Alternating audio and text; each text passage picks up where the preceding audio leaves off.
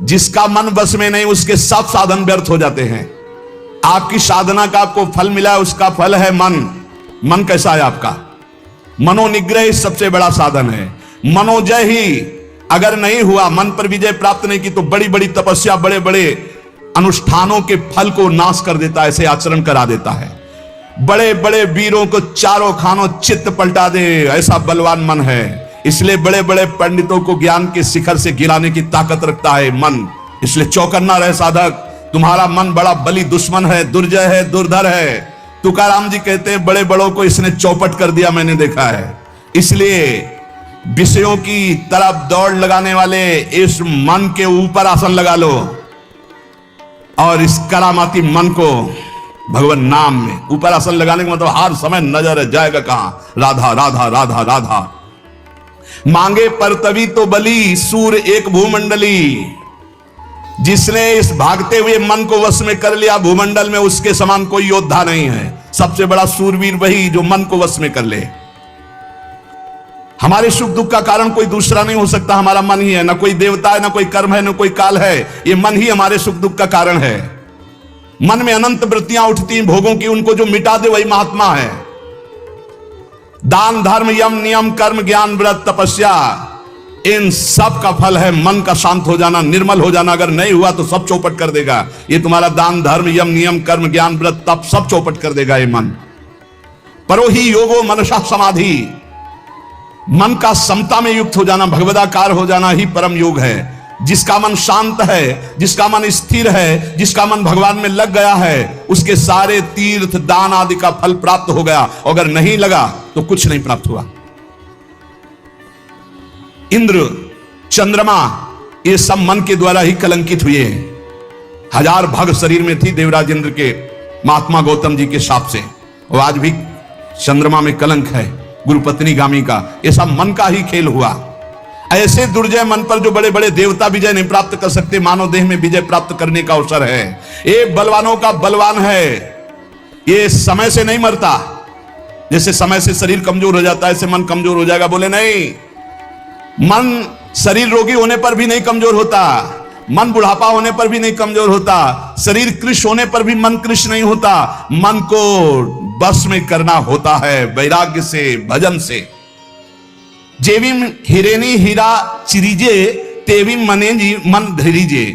जैसे हीरे से हीरा चीरा जाता है, ऐसे ही सात्विक मन से कामी मन को मार दो। मन का 2 प्रकार होता है। जैसे एक मन कहता है कि कर लेते हैं, एक मन कहता है नहीं करते। ये चोरी है, अगर चोरी करेंगे तो फंसेंगे, पिटेंगे। और अगर कुमार्गामी मन जोर पड़ गया तो सत मन की बात नहीं मानता। बोले जैसे हीरे से हीरा चीरा जाता है, ऐसे सत मन से असत मन को काट दो। हीरे से हीरा चीरा जाता है, वैसे मन से मन को जीत लो। कभी कभी मन को पुचकारना भी चाहिए। हरि गुरु के भजन में लगाने के लिए इसको दुलार भी करना चाहिए। ए मन, इतना भजन कर लो, फिर तुम जो कहोगे हम वो बात सुनेंगे, पहले हमारी बात सुन लो। ए मन, तू भक्ति के रास्ते पर चल, बड़ा आनंद आएगा। मन को मनाओ, मना मना करके नाम जप करवाओ, मना मना के भगवत मार्ग में चलाओ। ये चंचल और दुर्निग्रह है। अर्जुन जी ने भगवान से कहा कि इसको कैसे वश में किया जाए, तो भगवान ने बताया अभ्यासेन तो कौन्तेय वैराग्येण च गृह्यते। ये मनोजो का उपाय स्वयं साक्षात सच्चिदानंद जगत गुरु भगवान श्री कृष्ण ने बताया कि मन पर विजय कैसे प्राप्त करे, तो अभ्यासेन तो कौन्तेय वैराग्येण च गृह्यते।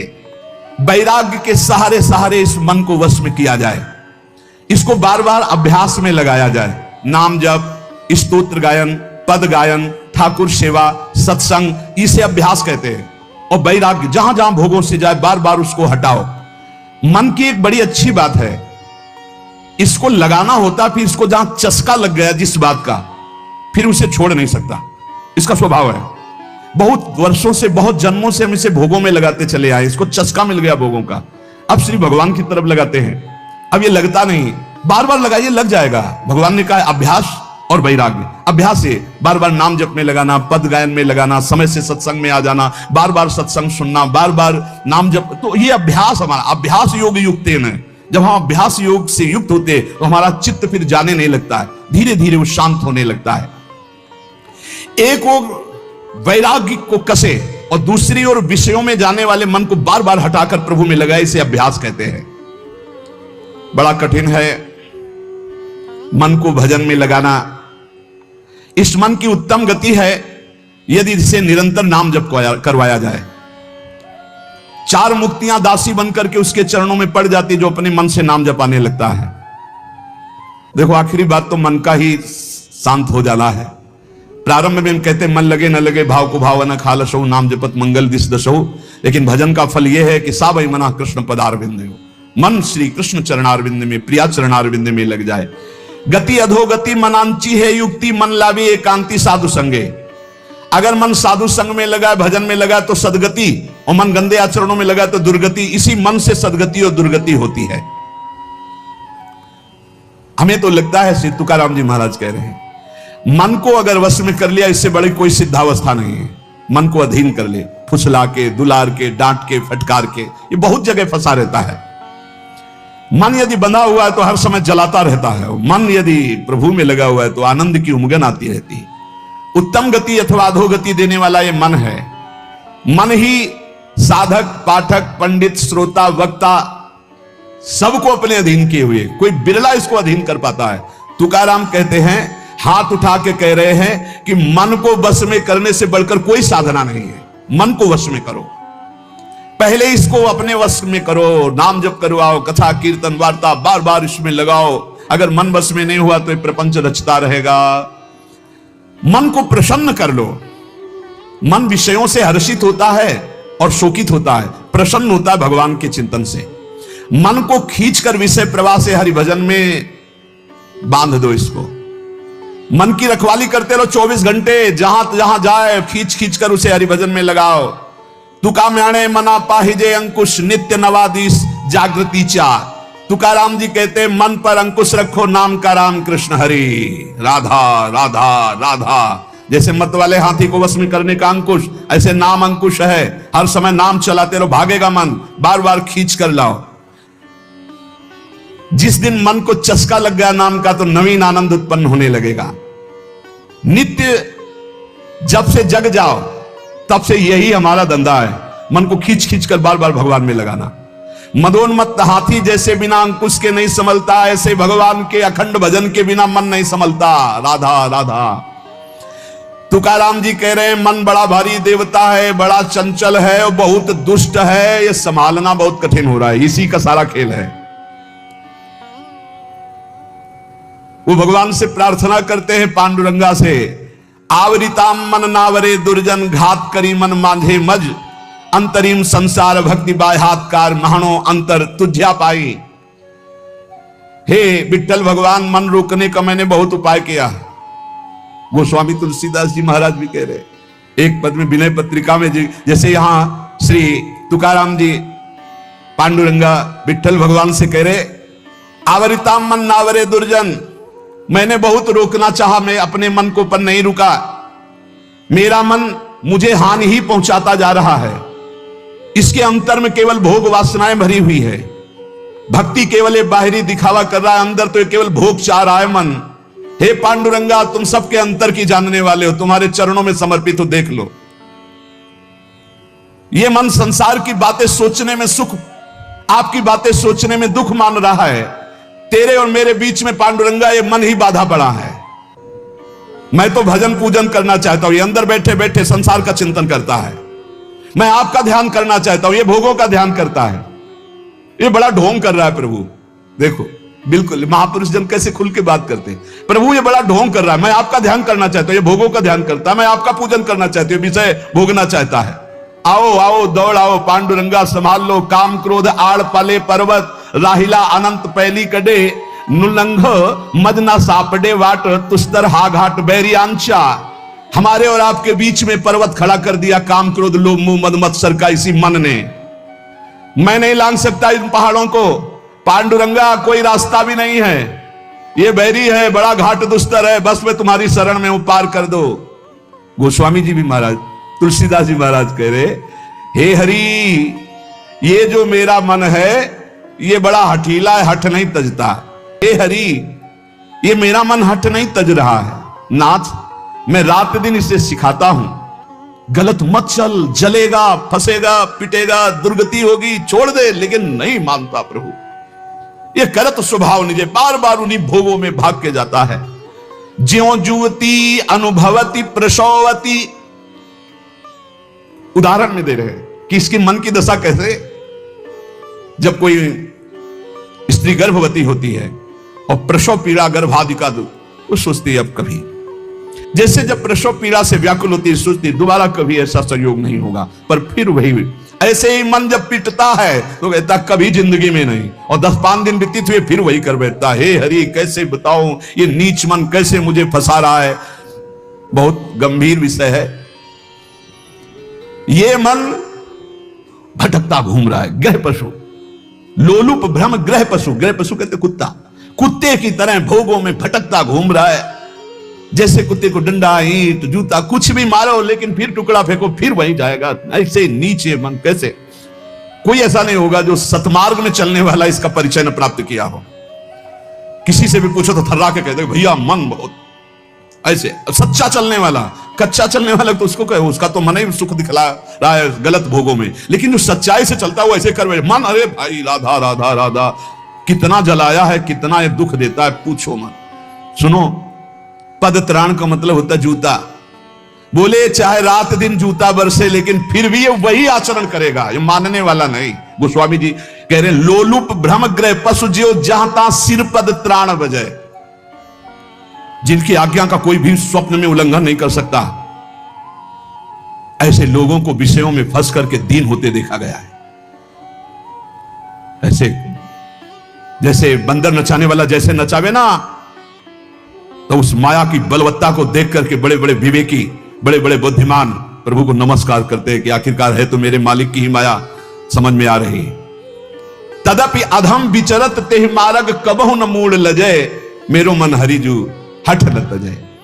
अगर दुनिया में कोई बड़ा बलवान है तो मन, और जो अपने मन को चेला बना ले वही गुरुदेव। जो अपने मन को चेला बना ले, दूसरे चेला तो बनाना सरल है लेकिन मन को चेला बनाना कठिन है। मन को चेला बनाना सतमार्ग के अनुसार चलाना बड़ी चूक, बड़ी चूक। मन के दुलार करने हार जाता है, इसकी चाल बहुत है, बहुत बड़ी चाल है, 1 मिनट में राजी करवा लेता है। और जहां एक बार ले गया तो फिर तुमसे दस्तखत कराने की जरूरत रही, घुटने टिकवा देगा। एक एक विषय में न जाने कितनी बार कसम खा खा करके गिरे हुए लोग आप देख लो, सब अपने लोग उसी, चूंकि सृष्टि में जो मन रचना है वो कोई ऐसी थोड़ी कि तुम्हारी अलग तुम्हारी अलग तुम्हारी अलग, सारा पावर, सारी तरंगे, सारे रंग, सारे विकार सबके मन में है। तो अपने मन को जान लिया तो सबके मन की बात ऐसे ही है। भगवान के भक्तों के जो मन की दशा होती है, जैसे विषयी पुरुष की सहज विषय दशा संसार में उनकी प्रभु में होती है, पर वो भी तो आए हैं ना संसार, तो उनको पता है, इसीलिए जब वो बोलते हैं तब अति दैन्य बोलते हैं कि ये सब कुछ प्रभु की कृपा से केवल संभव हुआ। मन इसको वश में करना बहुत कठिन है, इसीलिए पहला इसका उपाय है जिन भोगों में प्रीता उनको पासी, उसे त्याग कहते हैं कि भोगने की इच्छा है पर हम भोगेंगे नहीं, उसे त्याग कहते। दूसरी स्थिति जब भगवदाकार वृत्ति से जागृत होती कि भोग सामग्री होने पर ये पता है भोग सामग्री पर भोगने की इच्छा नहीं, तीसरी स्थिति जो जागृत होती है उसे उपरति कहते हैं कि भोग सामग्री है भी ऐसी इच्छा का नाश हो गया। कभी कोई इतनी ऐसे न सोचे कि हम जीत नहीं नहीं नहीं, भागने से जीत जाओगे, लड़ने से नहीं जीत पाओगे, भागने से जीत पाओगे। ये पूज्यपाद उड़िया बाबा को एक स्वप्न आया, स्वप्न में देखा कि बड़ी बड़ी देवांगनाएं सब भिक्षा में गए, तो जिस घर में जाते वो सब स्वर्ण चांदी के आभूषण धारण किए, बड़ी सुंदर, और थाल में पकवान और सब, और बड़ा आदर। बाबा ने कहा ये तो किस देश में हम आ गए, स्वप्न में देखा। अब वो सब घेरने लगे, मुस्कुराना हंसना।